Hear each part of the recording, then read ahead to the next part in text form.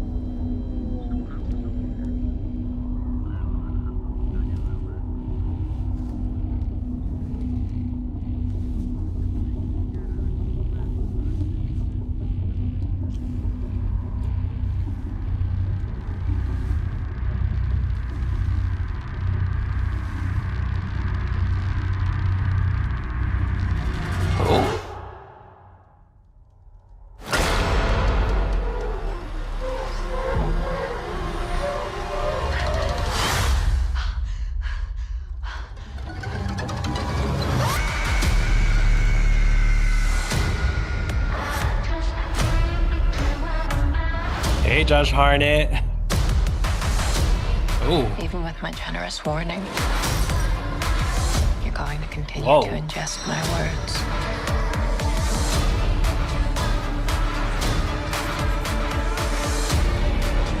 But know one thing.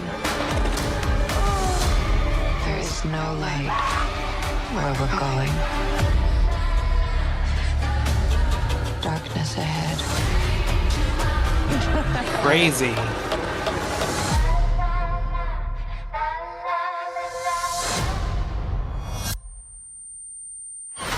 Oh, shit.